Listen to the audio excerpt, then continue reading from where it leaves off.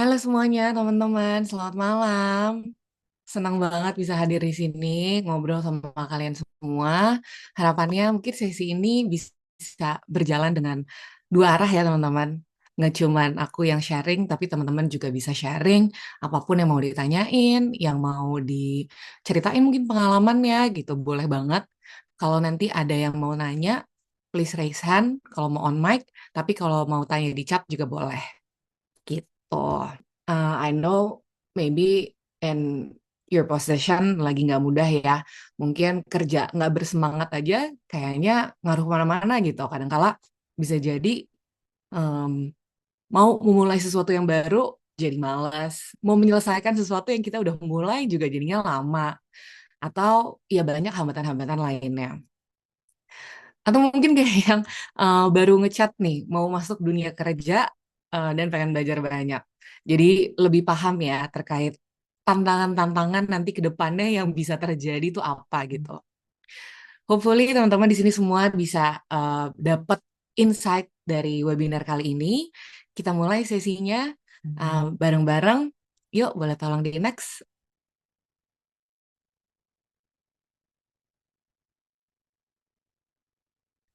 Oke, teman-teman bisa lihat di sini semuanya, bahwa social anxiety itu membuat peluang karir seringkali terlewat gitu ya. Mungkin banyak profesional yang kompeten, tapi tetap merasa tertinggal. Walau mungkin udah bertahun-tahun gitu experience-nya, udah banyak lama kuliahnya, belajarnya gitu. Tapi tetap merasa hal yang sama. Bisa jadi ini karena individunya itu tuh mampu, tapi karena ada hambatan psikologis yang seringkali nggak disadarin gitu teman-teman. Boleh nggak teman-teman share juga gitu untuk aku mungkin tahu case nyatanya. Kira-kira pernah nggak punya ide bagus di rapat gitu ya, tapi akhirnya tuh diem dan nggak berani untuk bicarain. Boleh tulis pernah, sering banget, atau reaction aja. Ada banget, Ana. Yes, kayaknya tuh kalau in public settings, especially tentang professionalism ya, kita tuh ngerasa takut dijudge atau dinilai sama orang lain gitu.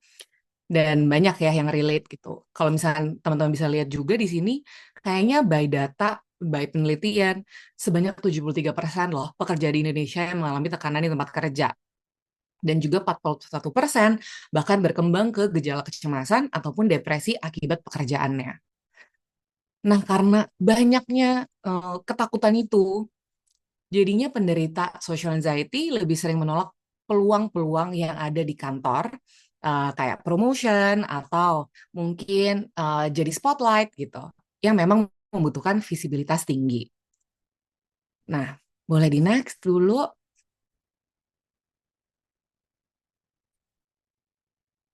Nah, kita dari situ mungkin jadinya bertanya gitu ya, kayak apa sih perbedaannya social anxiety, introvert ataupun shy? Nah, tapi sebelum itu, mungkin aku pengen teman-teman bayangin gitu. Kalau misalkan ada dua karyawan di kantor yang sama, karyawan A mungkin selalu menyelesaikan pekerjaannya tepat waktu, dan hasil kerjanya itu tuh di atas rata-rata. Tapi jarang bicara di rapat dan nggak pernah aktif networking. Sementara karyawan B itu tuh kemampuan teknisnya mungkin biasa aja, tapi selalu angkat tangan, senang presentasi, mudah akrab sama atasan. Menurut kalian nih guys, kira-kira siapa yang lebih cepat naik jabatan? Kita jawabannya asal em, jawab aja nggak apa-apa, nggak ada yang benar dan yang salah, semuanya yang aktif tadi. Oke, iya sih. Kadangkala kita jadi kepikiran in realities banyaknya itu begitu ya, yang B gitu. That's why orang suka bilang networking tuh penting banget di dunia kerja. Kalau misalkan kita kuliahnya dimanapun atau bahkan kita nggak sempat untuk kuliah gitu, kita baru aja mulai peluang baru dari nol gitu. Orang suka bilang oke, networking aja, banyakin yang bagus, nanti juga ada pengalamannya. Tapi ya kebetulan kadangkala kita nemu nih permasalahan ini, either social anxiety ataupun punya energi orientasi energi ya introvert ataupun traits yang pemalu gitu. Dan dengan ini jadinya kita bisa lebih paham. Abis ini kita bahas sih perbedaannya apa. Boleh di next teman-teman.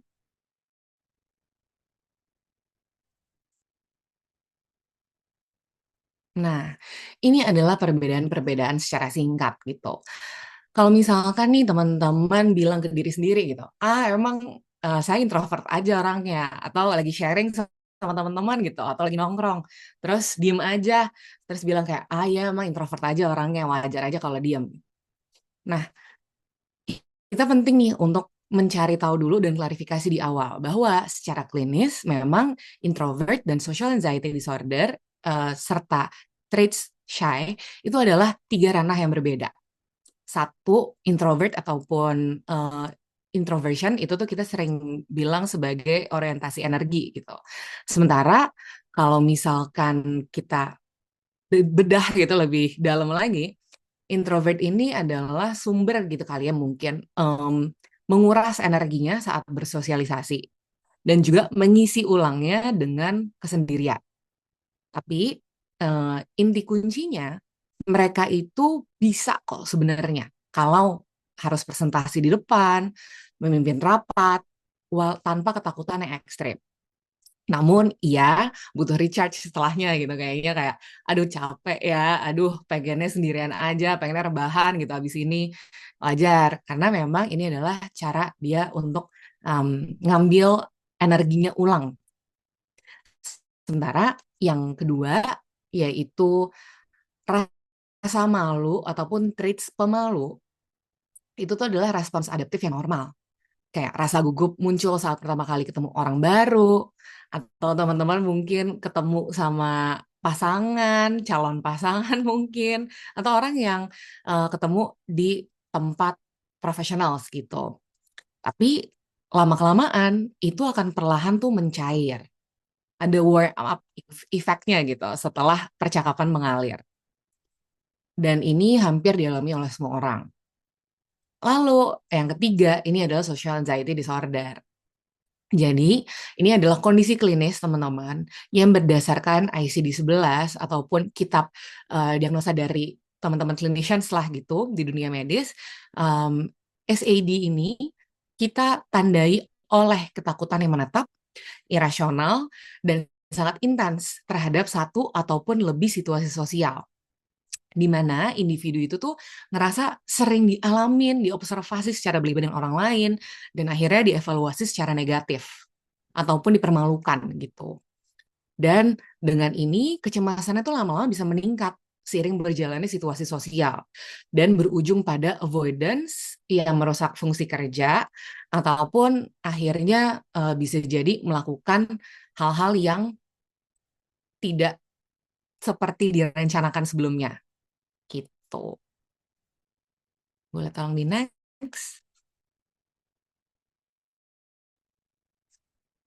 Oke, jadi paling simpelnya nih teman-teman, introvert itu tuh bisa tampil, bisa melakukan performance in professional settings gitu, tapi butuh recharge, kemudian pemalu bisa mencair seiring berjalannya waktu, sementara penderita SAD itu seringkali menghindar karena ketakutannya ataupun kecemasannya terlalu intens. Dan penghindaran inilah yang perlahan bisa jadi bikin stuck di karir. Karena bisa dilihat di layar teman-teman gitu bahwa traits-nya, symptoms-nya ataupun gejala-gejalanya ini disertai dengan gejala fisik juga selain psikologisnya. Kayak ada jantung yang berdebar, kemudian suaranya getar, pikiran kosong, atau bisa juga kayak mulai keringatan berlebih, napasnya mulai pendek gitu. Terus dari situ jadinya ya kelihatan bisa jadi sama orang lain. Kita lanjut ya. Sebenarnya kenapa sih kita bisa outputnya itu tuh kayak gini contoh di depan. Blank saat meeting, takut bicara, menghindari percakapan, atau menghindari atensi.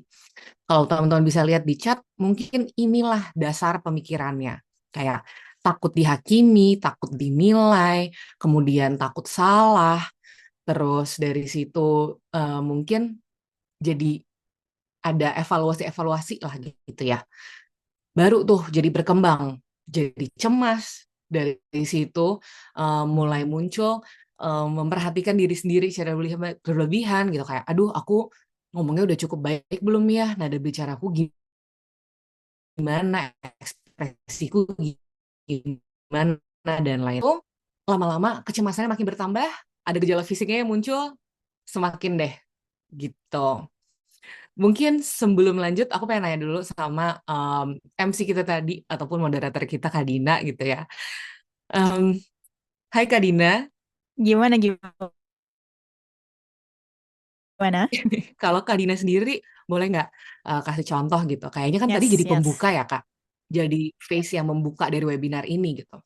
Kira-kira kalau menurut Kak Dina sendiri, em, apa sih tipsnya gitu biar bisa pede gitu jadi pembuka? I see. Tadi sih pas masuk ke slide ini tuh emang aku rasain juga sih. Kayak tadi Hmm, disampaikan gitu ya dan dari pengalaman tadi juga juga cukup relate dan kalau ditanya tips and tricksnya itu aku kayak sebisa mungkin fokus ke hal-hal di luar. Karena kadang-kadang yang bikin kita hmm, takut tuh kan kayak tadi ya takut bicara, takut dinilai negatif gitu kali ya. Jadi yes. aku tuh nyoba untuk coba fokus ke hal-hal lain, misalnya kayak ngelihat orangnya pun bukan langsung lihat mata, tapi lihat lihat bagian dahinya misalnya. Itu lumayan membantu Hmm, sih sebetulnya, baik di online atau di offline, gitu Kak Sahila. Oke, thank you so much Kak Dina Yes. sharingnya.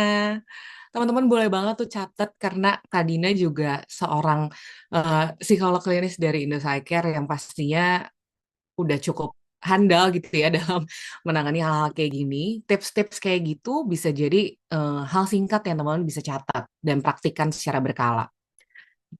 Kita akan lebih bahas detailsnya habis ini, tapi boleh di next dulu untuk itu.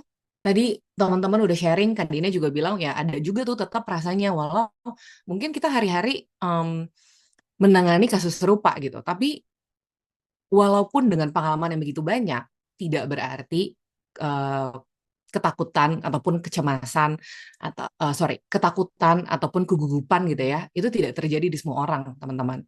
Dan dengan itu mungkin kita bedah lagi bersama, yuk di next slide, kira-kira gimana sih kenapa gitu ini bisa terjadi. Nah, dengan hal ini bukan berarti sebenarnya individu tersebut tidak kompeten, tapi ada nama-nama atau penjelasan ilmiah di baliknya gitu. Yang pertama, kayak contoh di depan, yaitu adalah amygdala hijack. Amygdala hijack. Nah, ini adalah sistem alarm syaraf gitu. Di otak kita, si amigdala ini adalah pusat pemrosesan emosi. Dan juga mungkin jadinya muncul tuh takut atau rasa-rasa terancam gitu. Jadi pada individu dengan social anxiety disorder ataupun SAD, amigdalanya ini menjadi sangat reaktif. Kalau misalkan ada situasi sosial, seringkali amigdalanya mendeteksi sebagai ancaman gitu teman-teman. Aduh, di kondisi yang nggak aman nih kita. Saat diminta bicara di meeting mungkin contohnya. Otak tuh merespon seolah-olah sedang menghadapi ancaman fisik yang nyata. Yang memang kayak mungkin bisa jadi sama gitu besarnya kayak kita lagi di jalanan kosong malam-malam sendirian. Dan akhirnya terjadi lonjakan kortisol dan juga adrenalin, memicu respons freeze ataupun jadinya kita beku. Dan lama-lama ya jadinya stuck di situ. Hasilnya ya udah pikirannya kosong ataupun blank, suaranya bergetar, jantungnya berdebar dengan kencang, tubuhnya kaku, keringat dingin.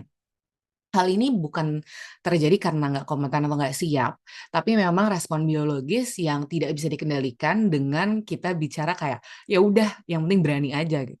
Belum tentu bisa langsung kayak gitu.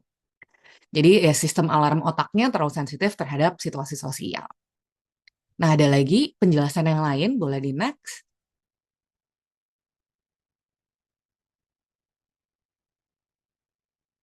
Nah, teman-teman bisa lihat ada penjelasan yaitu self-focus attention dan juga the spotlight effect.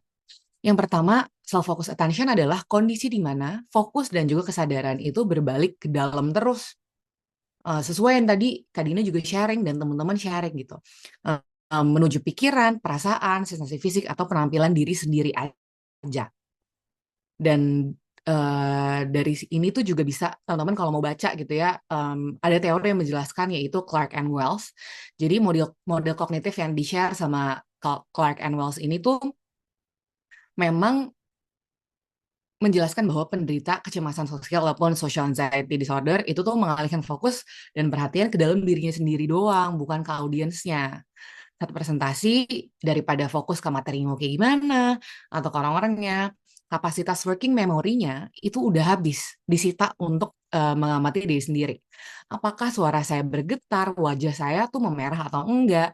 Aduh, atasan kita pasti ngeliat nih kita tuh tremor gitu. Akibat alokasi atensi yang salah arah. Mereka tampil jadinya ya mungkin di bawah harapannya ataupun kapasitas kemampuan mereka sebenarnya. Jadi bukan karena tidak kompeten, lagi-lagi karena fokusnya aja salah arah gitu teman-teman. Dan juga yang kedua, yang ketiga itu bisa dijelaskan dengan spotlight effect.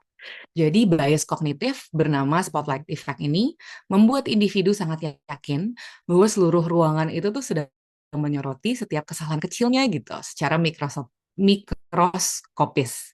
Padahal realitanya ya bisa jadi rekan kerjanya tuh kemungkinan lagi mikirin pekerjaannya sendiri atau ya mereka punya ketakutan-ketakutannya sendiri gitu. Mulai di next.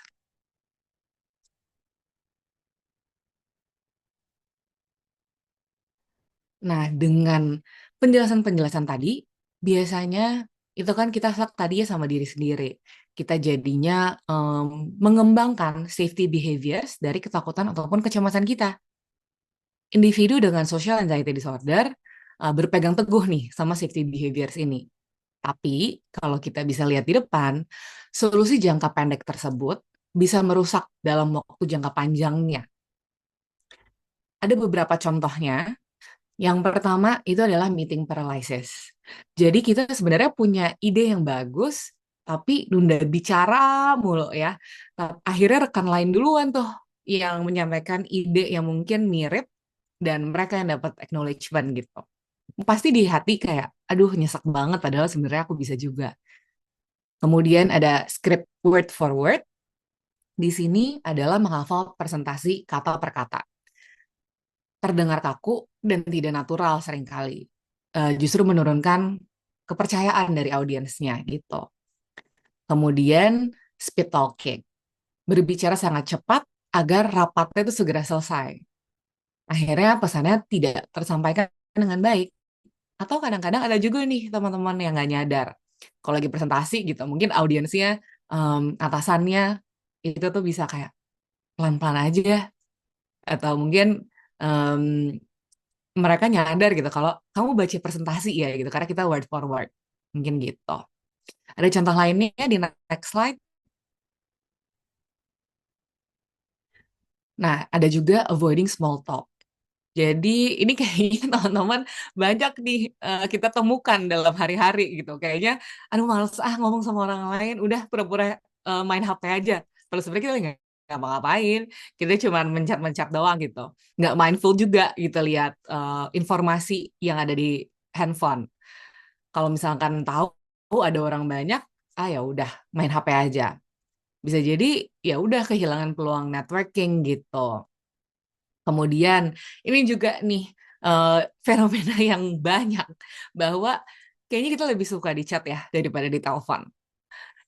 Kita selalu memilih long text aja di WhatsApp maybe, di Slack ataupun di Teams gitu daripada telepon di keadaan urgent untuk menyelesaikan masalah dengan cepat selama 2 menit. Kita bisa lihat di sini ada urgency, tapi kita tuh tetap aja nggak mau untuk menyelesaikan itu secara langsung. Jadinya lebih lama dalam penyelesaian masalah. Kemudian kamera off. Mematikan kamera Zoom dengan alasan koneksi buruk gitu. Jadi kayaknya ada alasan-alasan nih di baliknya. Dari sini jadinya mengurangi kehadiran ataupun presence dalam tim. Hopefully teman-teman di sini bisa melihat contoh nyatanya yang cukup banyak dalam realitas sehari-hari dan juga refleksikan ke diri sendiri, apakah aku melakukan ini ya? Ataupun orang-orang sekitar juga boleh berefleksi gitu dari berbagai macam lingkungan dan juga keadaan. Mulai di next.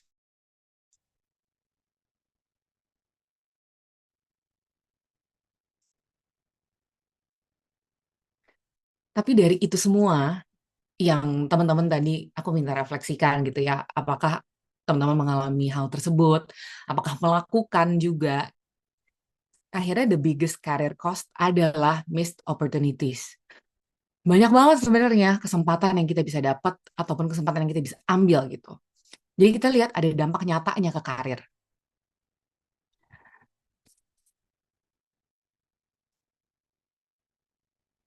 Namun em, kalau kita lihat em, di depan gitu, social anxiety disorder itu bisa jadi tidak bisa sembuh sendirian. Perlu ada beberapa usaha gitu, hal yang kita perlu lakukan. Dan ini usahanya terjadi em, karena ada siklus di baliknya yang akhirnya waktu tuh tidak bisa menyembuhkan gitu teman-teman. Kayak lama-lama sendiri itu nanti juga bisa hilang kok gitu. Atau kayak seiring berjalannya waktu, seiring bertambahnya pengalaman bisa kok hilang gitu. Tapi ternyata ada siklus operant conditioning ataupun penguatan negatif gitu. Kita bisa lihat ada avoidance cycle yang memang menjebak kita. Mulai dari anticipatory anxiety. Penderita itu tidak hanya cemas saat rapat berlangsung, mereka tuh udah ngalamin dari jauh-jauh waktu sebelumnya. Kayak mungkin H-3 presentasi gitu. Udah sakit perut, udah susah tidur, udah overthinking. Jadinya rasanya tuh kayak tersiksa dari jangka waktu yang sudah lama. Kemudian karena itu ada avoidance ataupun penghindaran. Karena nggak tahan sama siksaan kecemasan dari antisipatory berikut, individu mencari jalan keluar yang memang instan, kayak izin sakit, kemudian mendelegasikan tugasnya ke orang lain, atau mematikan kamera Zoom aja, gitu. Dan dampaknya ada short term relief. Kita ngerasa lega, tapi semu sementara aja. Begitu berhasil menghindar, kecemasan menurun lagi secara drastis dan otak melepaskan rasa lega yang luar biasa. Tapi melalui penguatan negatif ini, otak tuh mencatat bahwa menghindar sama dengan aman. Akhirnya otak kita terhabituasi gitu teman-teman. Ya udah menghindar aja terus dari situasi biar kita ngerasanya aman. Dan masuk ke siklus yang terakhir yaitu adalah long term exacerbation, perburukan jangka panjang.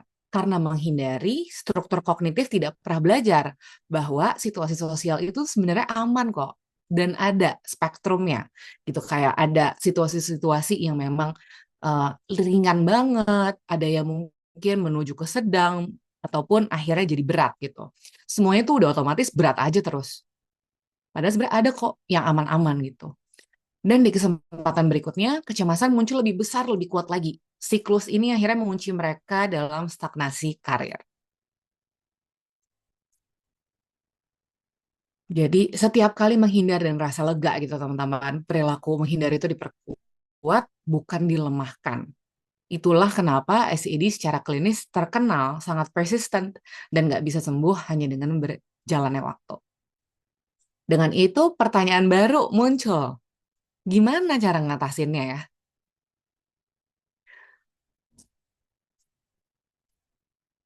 Mungkin dari sharing Kadina tadi itu juga teman-teman bisa banget catat kayak fokus sama hal-hal eksternal gitu. Tapi sebenarnya kalau ngomongin cuman oh ya udah kalau gitu yang penting berani aja kita menjadi pembuka dalam webinar ini gitu. Mungkin dengan itu doang tuh nggak cukup. Menyuruh penderita social anxiety disorder untuk beraniin aja ngomong gitu. Sama aja tidak ada gunanya dengan menyuruh penderita asma untuk napas aja yang benar gitu. Mereka juga mungkin in theory, in their mind udah paham betul harusnya ngapain, tapi entah kenapa sulit aja rasanya. Hal ini kita bisa lihat gitu. Dari yang tadi kita sudah bahas penyebab-penyebabnya, di sini kita spesifikan lagi. Dalam kondisi klinis, SAD itu memang memiliki mekanisme neurologis yang nyata, seperti amygdala hijack, kemudian self-focus attention, dan akhirnya tidak bisa ditangani dengan kemauan keras doang semata gitu. Dan SAD ini sendiri bukan masalah motivasi doang. Individu dengan SAD seringkali sangat ambisius dan kompeten sebenarnya. Tapi hambatannya adalah sistem respons stres yang terlalu sensitif, bukan karena kurangnya usaha. Kemudian yang paling penting adalah butuh intervensi. Jadi memang diperlukan pendekatan berbasis bukti ataupun evidence-based treatment seperti CBT gitu. Um, yang memang secara sistematis melatih otak merespons situasi sosial dengan cara yang lebih adaptif. Gitu teman-teman. Boleh di next dulu. Nah, kalau teman-teman bisa lihat di depan, itu apa aja sih yang terbukti bekerja menurut CBT for SAD yang tadi sudah dibahas oleh Clark and Wells gitu. Jadi pendekatan lini pertama ini paling didukung oleh evidence-based practice seperti NICE guidelines itu yang CBT for SAD ini, Cognitive Behavioral Therapy for Social Anxiety Disorder. Ada 4 pilar mekanismenya. Yang pertama yaitu adalah psikoedukasi, memahami mekanisme SAD ini sendiri kayak gimana sih, fokus internal kayak apa, dan juga safety behaviors yang memang mempertahankan kecemasannya. Kemudian yang kedua, yaitu adalah attention training. Jadi latihan rutin untuk mengalihkan fokus dari internal, mengamati diri sendiri mulu, ke eksternal, interaksi, dan juga lingkungan sekitar. Mungkin contohnya kayak tadi, kita bisa ngelihat daripada kita merhatiin mata orangnya, ya udah kita perhatiin aja deh dahinya gitu. Kemudian ada juga behavioral experiments, menguji prediksi negatif di situasi nyata secara bertahap untuk membuktikan bahwa asumsi buruk tuh belum tentu terjadi ataupun tidak terbukti. Kan otak kita tuh pinter ya, kita akan selalu mencari bukti gitu dari apa yang kita pikirkan, keraguan, pertanyaan yang muncul di kepala kita, itu kita terus cari. Jadi sebenarnya gimana sih buktinya apa gitu. That's why kita perlu uji dengan behavioral experiment ini. After kita sudah diedukasi dan juga training yang lama. Dari situ, harapannya yang terakhir, yang keempat, itu ada kita bisa eliminating safety behaviors. Menghentikan strategi pengamatan ataupun penyelamatan yang kaku dan merusak pemulihan jangka panjang. Gitu. Jadi memang riset menunjukkan bahwa tanpa penanganan profesional, SAD ini cenderung berjalan kronis dan juga menetap dalam waktu bertahun-tahun. Namun kabar baiknya, jika mendapatkan intervensi CBT yang tepat, SAD memiliki tingkat keberhasilan pemulihan yang sangat tinggi. Kalau teman-teman lihat di sini, tingkat kekambuhan ataupun relapse-nya itu jadi paling rendah dibanding gangguan kecemasan lainnya setelah terapi diselesaikan secara tuntas. Kita perlu note itu ya teman-teman, garis bawahi bahwa psikoterapinya dituntaskan dulu, baru relapse jadi minim. Kalau teman-teman bisa lihat di depan prognosisnya, itu 30% mengalami remisi dalam waktu 1 tahun. Jadi kita bisa kebayang gitu jangka waktu penanganan ataupun psikoterapinya itu tuh berapa lama sih gitu. Terus bisa jadi nggak full 1 tahun, bisa jadi lebih cepat, tapi kan nanti ada habituasi ya. Ada kita harus coba tuh eksperimen in real life-nya kayak apa sih. Terus lama-lama baru tuh otak kita punya pengalaman baru dan punya makna baru. Ada juga yang 50% mengalami remisi dalam waktu beberapa tahun. Gitu. Jadi kesimpulannya dalam prognosis ini SAD dapat ditangani dengan efektif kok. Tenang aja teman-teman. Setelah berhasil melalui terapi, risiko relapse tadi lebih rendah dan juga menunda bantuan hanya memperpanjang siklus yang menghambat karir kamu.